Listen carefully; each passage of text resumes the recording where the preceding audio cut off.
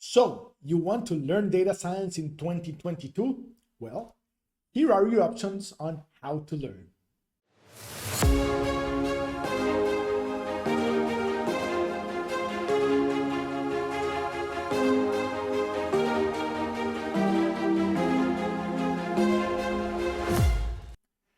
Data science has become one of the hottest careers in our time, and it's probably one of these first amazing and incredible jack of all trades and master of most careers where you need to learn a lot of stuff and you need to cover a lot of ground.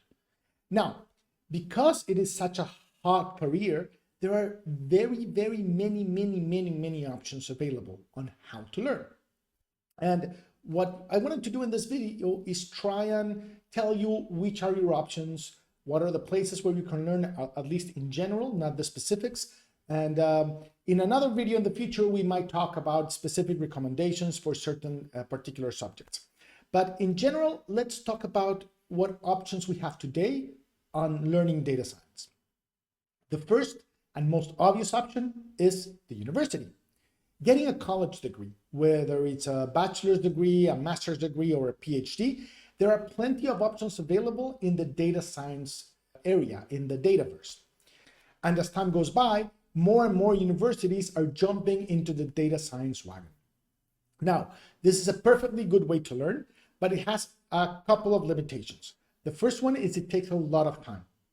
It's going to take you, about 4 years for a bachelor's degree, 2 years at least for a master's degree, and probably 3, 4 or more years if you want to get a PhD in data science or a related area.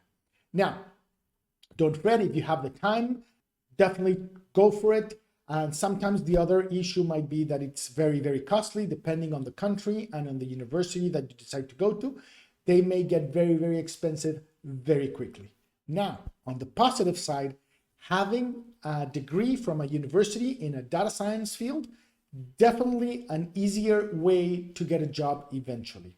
In a lot of places, like for example, here in Israel, most of the research jobs are given only to PhD students or PhD graduates, and you need to have a data science degree or at least something related in computer science with a specialization on data science to get those high-end, high-paying jobs. But don't fret, there's plenty of jobs to go around for self-made data scientists that learned in a different way and in a non-traditional way. So if you can get a university degree, go for it. But if you're transitioning from somewhere else, or you just don't have the time, or whatever the reason is, don't worry, you can still make your own schedule. You can become a data scientist in many other ways. Number 2, platform-based learning. Since data science has become such a high-ticket item, there's of course a lot of platforms dedicated to teaching data science. A few of them that I can mention: Data Science 365, DataQuest, DataCamp, and there's others that have been teaching other stuff for a long while that are now also adding data science to their curriculum, like Codecademy. Now, what do I mean by platform learning? These are platforms that have the paths for data science already set out. They might have some additional stuff or specializations or some other specializations like data analysts, for example. But in general, they already have most of the basics you need to learn for data science. They will guide you through it. There are steps that you have to take, and they'll take you from point 1 to learning at least to a certain level data science, so you can actually start practicing your skills. For me, there are 2 types of platforms. The ones that are video-centric, like Data Science 365, where you have videos and the professors teach you about the subject, and then you have exercises. And then there's the coding and exercise-based platforms like DataQuest, DataCamp, and Codecademy, where you read about a particular subject. They're generally very short texts, and then you get directly into the practice. They have IDEs, which is you program directly on their platform, and you get immediate results as if you're doing well or not on the exercises. So it's very easy to know what it is you're learning and to learn very quickly. I like a lot of these platforms. They're very good for learning specific things. and they are fairly good to learning the basics of most of what you need to learn. Now, which one you like better? I suggest that you go into them, that you test them out. They all have some kind of free content, and depending on which one you like, then you decide to either pay monthly or yearly. Generally, they're not incredibly expensive. They run no more than maybe $400 a year if you pay on a yearly basis, depending on the platform. And some of them, for a little bit more money, even have lifetime subscriptions. So depending on exactly how long you plan on taking, which platform you want to use, they do cost a little bit, but they're not incredibly expensive. The big disadvantages of the platform-based system is that most of them don't go very deep into all of the subjects that you would like. Some of them keep it at a very superficial level, so you are going to have to get something else, read books, go and look at YouTube videos or something else to get in deeper into a particular subject. The advantage, again, is that it's already set out for you. So you don't have to start looking around to figure out exactly what you need to learn. You can just take one of their paths and it's going to give you a very clear idea of the subjects that you need to learn. And maybe you can take other approaches to go deeper into them. Then there's the course-based approach. This is my favorite because it's the one I took originally, but we'll talk more about this on another video. There's plenty of amazing websites out there like Coursera, Udacity, edX, Udemy, Free Code Camp that will teach you course by course anything you want to learn. And I literally mean anything you want to learn on some of these platforms. Now, the issue is that you're going to have to pick your courses one by one. In sites like Coursera and edX, these are from top universities. The professors there are great. They are very academic. They go very deeply into some of the subjects, depending on the course you're taking. And it's definitely a great way to learn from people who are researching data science right now, people who are at the top of their field. Now on Coursera and edX particularly, you can audit most of the courses for free. You don't get a certificate, but you can pay a small fee for a certificate. And then they also have, like Coursera has specializations, you pay on a monthly basis, or you can pay for a whole year and get access to about 80% of their catalog. But again, if you don't want to pay, it's okay. You can audit every single one of the courses in these two platforms. Then you have Udacity, which is a very, very particular platform, which they are very focused on technology, and they have very high-end content. And some of it is free, but a lot of it is paid, and it's a little bit expensive when you compare them to the other ones because they have what they call their micro degrees or their micro masters. Actually, micro masters are from edX. These are their micro degrees, and they are very, very good. They are very, very high end, but again, they can be a little bit expensive. Nonetheless, they always have scholarships running, so check out their scholarship page and apply if you're interested in any one of them. Then you have Udemy. Udemy is like the central universe for studying anything you want. There's thousands upon thousands of teachers. I am one of them. I have courses in Udemy. Most of them are in Spanish, and nothing on data science yet, but probably soon. And you can pick, and it's easy to find a course for you because you can look for a particular subject. You can look for the reviews that the subject, that particular course and the particular teacher has, and you can pick your own. But again, it can be overwhelming because there's a lot of content. Also, there's a lot of free content on Udemy, and there's a lot of places where you can find free coupons or discounted coupons at any point in time. Also, you can probably get most of the courses on Udemy for about $10, depending on where you are, just waiting for one of their discounted offers, which happen all the time. So just be patient if you want to buy a Udemy course. And of course, there's Free Code Camp. This is, they're on their own.